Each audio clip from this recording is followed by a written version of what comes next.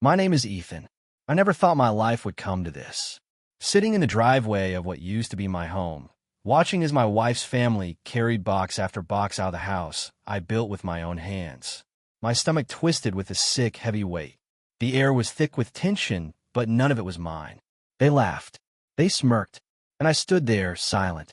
Ashley, my wife of 8 years, stood on the front porch with her arms crossed. Her father, Richard, wore that same arrogant grin I'd seen too many times before. Her brother, Dean, flexed his muscles as he carried my belongings like trophies. Even her mother, Linda, couldn't hide her twisted satisfaction. I wanted to scream, but I didn't. Instead, I nodded, because I knew something they didn't. The house was under Ashley's name, technically.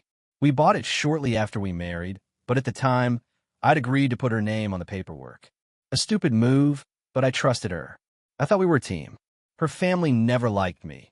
They always saw me as beneath them, a man without pedigree, no rich background, no legacy.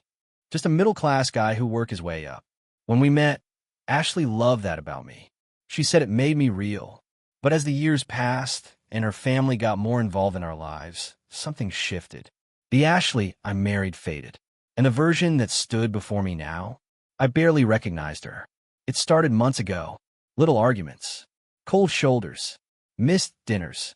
Then came the late-night texts she quickly hid when I walked into the room. The long work meetings that seemed to get longer every week. And then, finally, the accident that blew it wide open. I was cleaning up the living room when I knocked her purse off the table. Her phone fell out. The screen lit up. A message from Brandon. Can't wait to finally have you all to myself, Ash. You deserve better than him. Brandon, her co-worker, the same guy I'd shaken hands with at the company picnic just last summer. That's when I knew, but I didn't confront her right away. Not yet.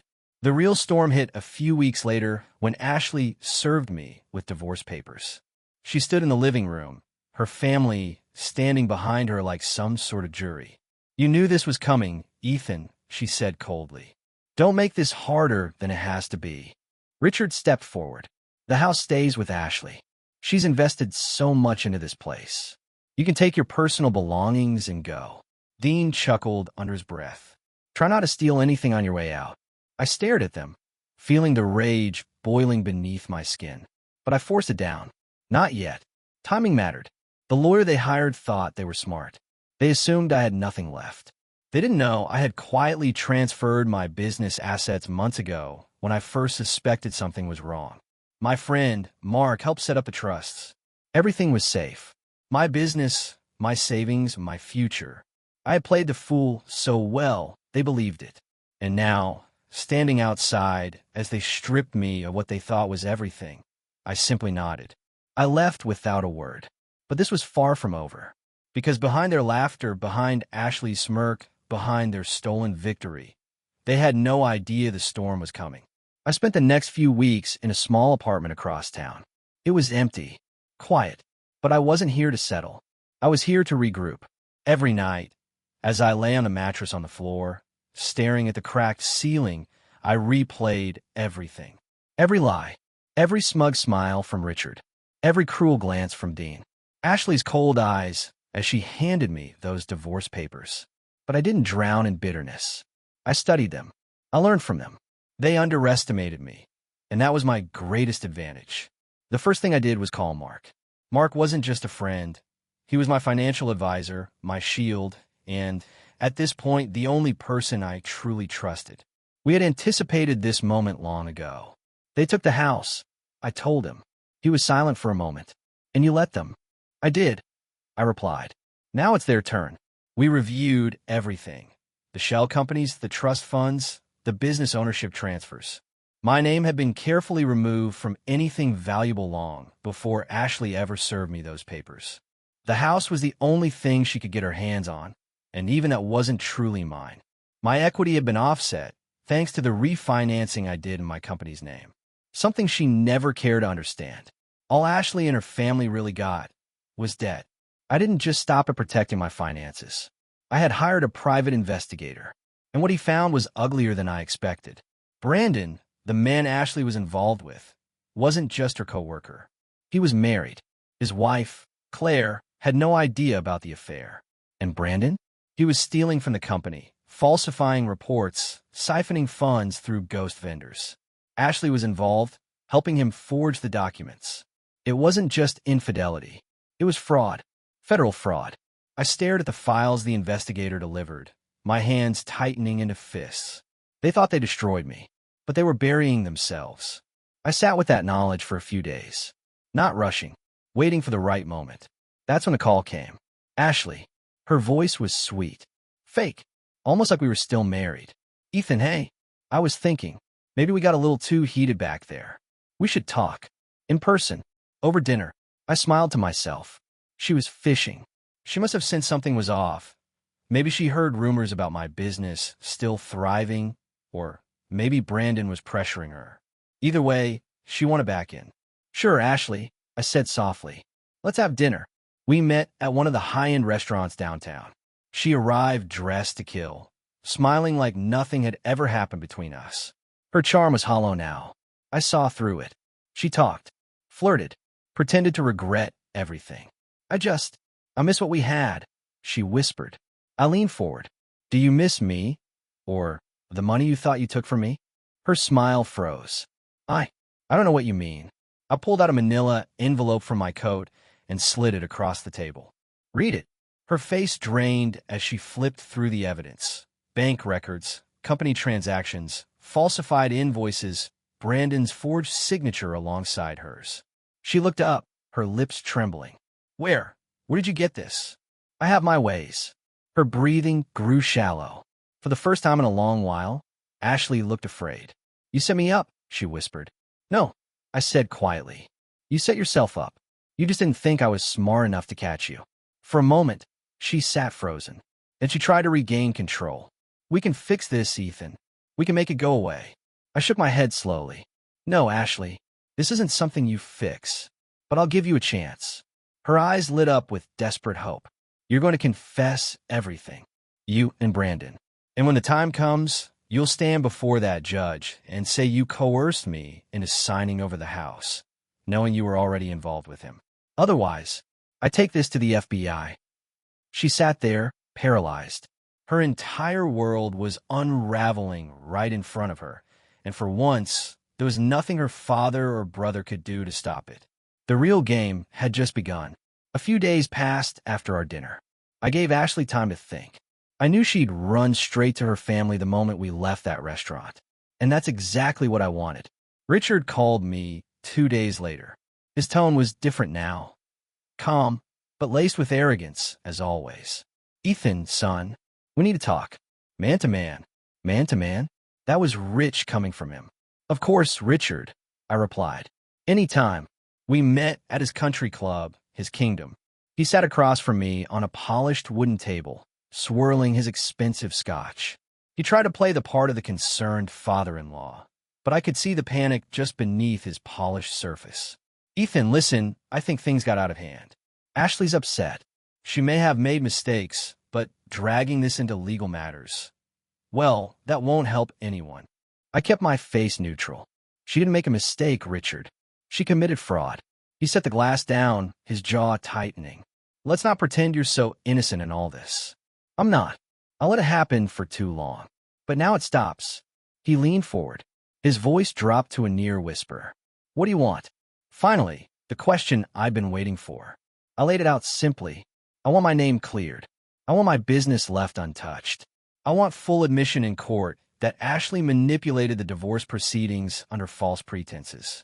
And I want every cent of what you owe me for the equity you thought you stole. He laughed dryly. You think I'm going to let my daughter be humiliated in court? You think I'll let my family's name be dragged through the mud? I don't think you understand how serious this is, I said coldly. Your family name won't just be dragged through the mud. You'll be in federal prison if this goes to the authorities. Richard tried one last power move. You don't have the guts. I pulled out my phone, showing him the video, Ashley and Brandon in her office discussing how they forged signatures and manipulated company funds. His face went pale. You recorded. I didn't need to. My PI did. You're sloppy, Richard. All of you. The meeting ended with no handshake. No deal. But I knew I had struck the nerve. The house of cards was shaking. By the end of the week, the panic had fully set in. Ashley called me again, this time sobbing. She wasn't pretending anymore. "Ethan, please. Dad's scared. Brandon's vanished. The FBI, they came to my office today." I remained quiet, letting her fall apart. I didn't want it to go this far. "Please help me." "Help? After everything?" But then she said something that stopped me cold. "Brandon threatened me. He said if I turned on him, he'd release everything and drag you down too." That changed everything. Now I wasn't just dealing with betrayal. I was dealing with someone dangerous. I called Mark immediately. "Mark, it's worse than we thought. Brandon's not running. He's blackmailing her." Mark exhaled sharply. "We need to involve the authorities now." I agreed. But before I handed it all over, I wanted one more meeting. With Brandon. We arranged it through a mutual acquaintance. A neutral, very public location. A small diner on the edge of town. Midday. Cameras. Witnesses. When Brandon arrived, he was cocky, confident. That same slimy smile he always wore. He sat down across from me like we were old friends. "You've made quite the mess, Ethan." "No, Brandon. You did." He leaned in. "You're bluffing. You don't have half of what you think you do. And if you push me, I'll take all of us down." I stared at him for a long moment, then slid a flash drive across the table. "What's this?" he sneered. "Proof that I have more than you think. Proof that you can't make me disappear." He plugged it into his laptop, right there, probably thinking it was some kind of trap. What loaded up was worse. Full documentation of every fraudulent transaction he'd executed, neatly time-stamped, matched to security footage and voice recordings. His face drained. "How did you?" "You were sloppy," I said softly. "Your arrogance made it easy." He closed the laptop slowly. "What do you want?" "Turn yourself in. Take a deal. You drag my name into this, and I promise you'll never see sunlight again." Brandon sat frozen. For once, there was nothing left for him to say. I left the diner, the storm swirling behind me. The dominoes were falling. But the reckoning wasn't done yet. The storm had finally broken loose. By the following week, Brandon was arrested. Federal agents showed up at his office early one morning, walking him out in handcuffs. The local news aired the footage within hours. His face, once smug, now pale and defeated, was everywhere. Fraud, embezzlement, wire transfers, falsified corporate records. The full weight of his crimes hit him like a train. But Brandon wasn't the only one under investigation. Ashley was next. The FBI came to her office. She tried to keep her composure, but failed miserably. She was led out in front of her colleagues, cameras flashing, microphones shoved in her face. Her family, who had once laughed as they kicked me out, was now scrambling to contain the disaster. Richard called me again that night. His voice was hoarse, smaller. The weight of his collapsing empire was suffocating him.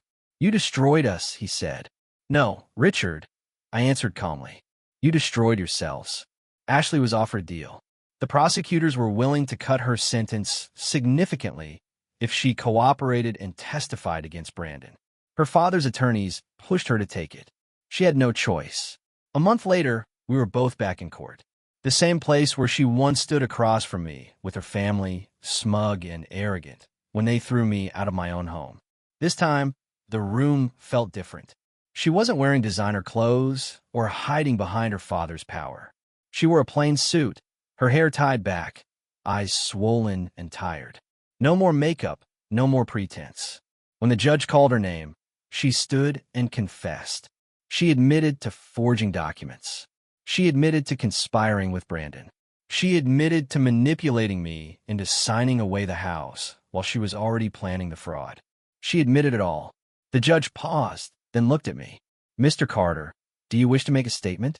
I stood slowly, feeling the eyes of the entire courtroom on me.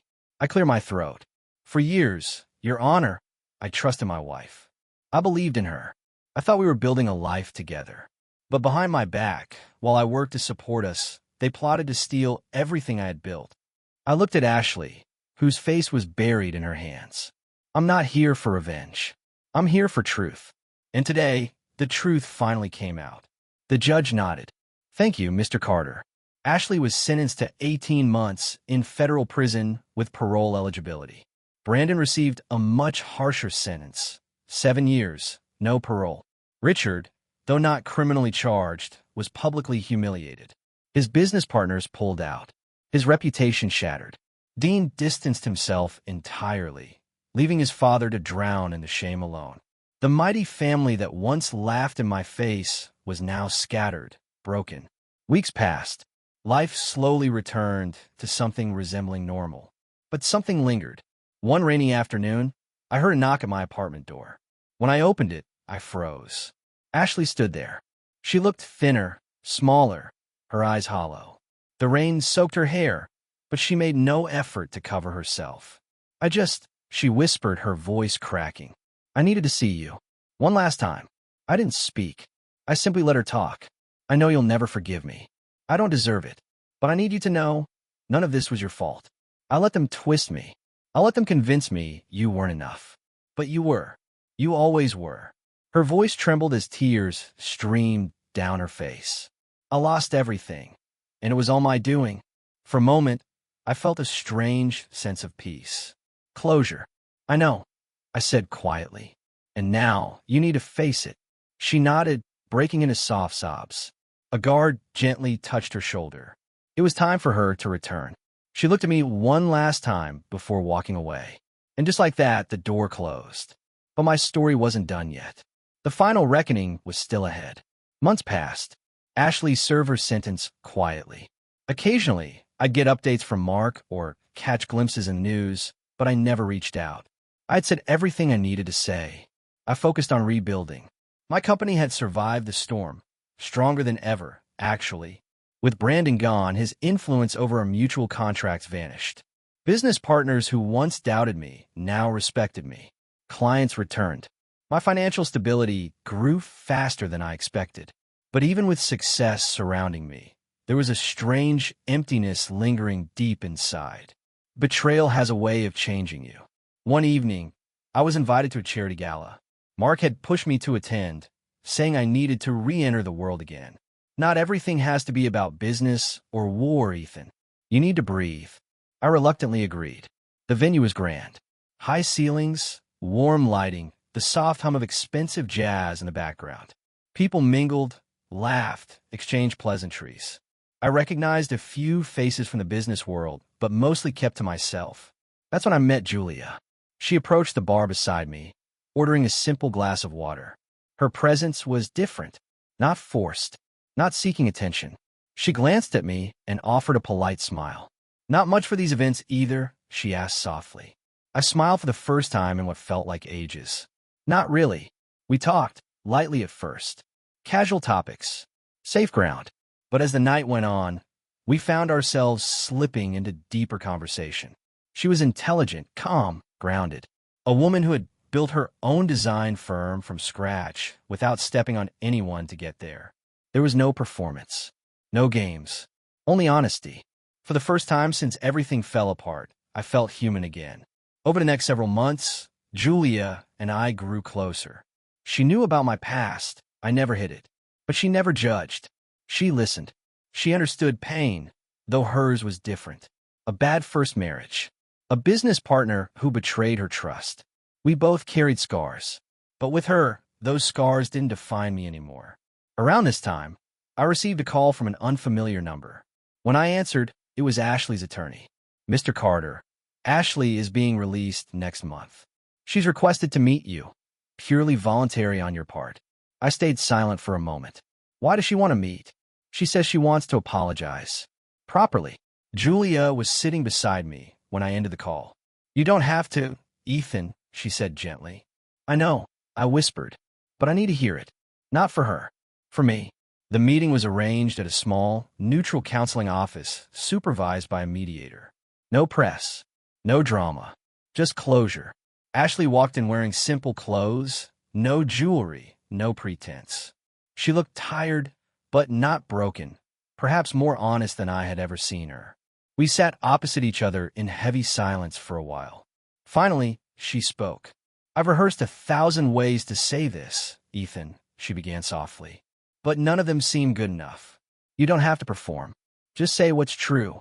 She swallowed hard, tears brimming. I destroyed the best thing I ever had. I listened to my family, to Brandon, because I was weak, Because I was selfish. And I blamed you when things weren't perfect, even though you were always there.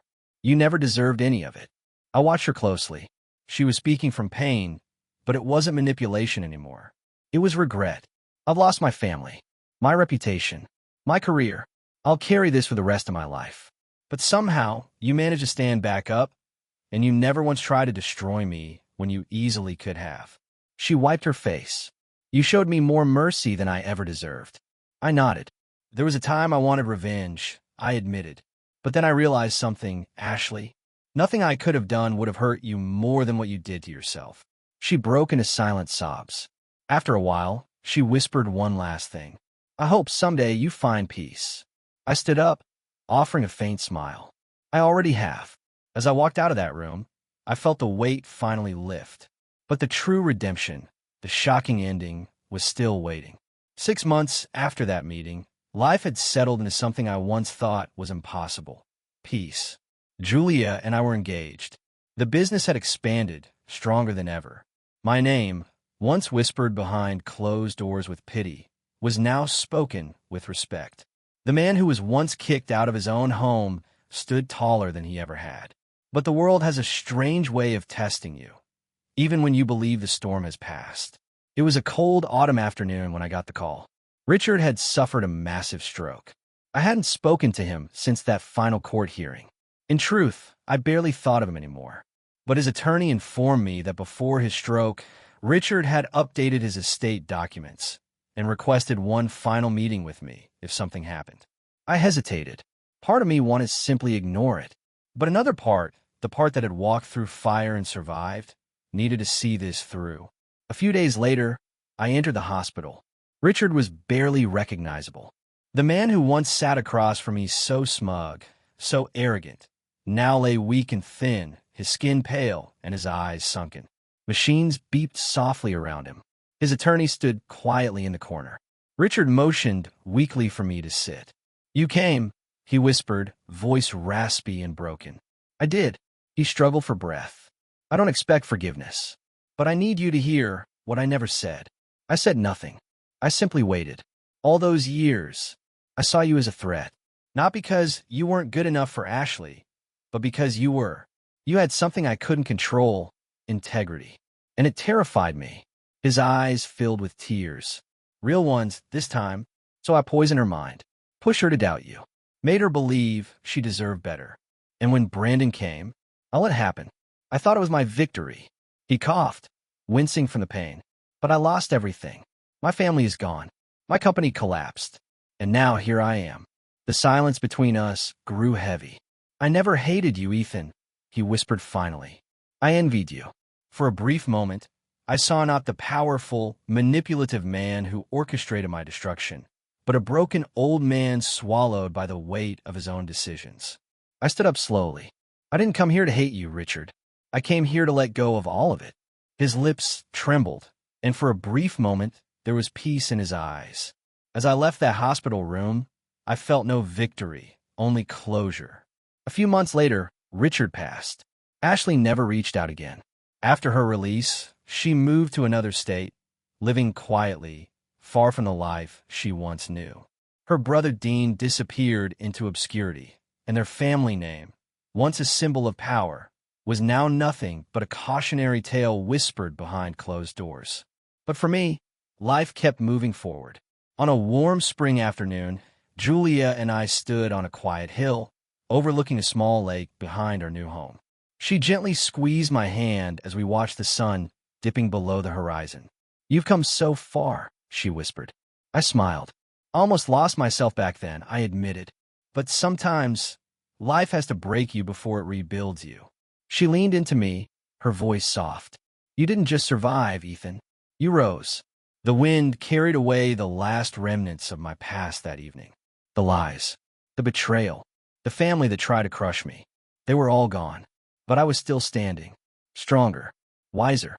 Free. The end.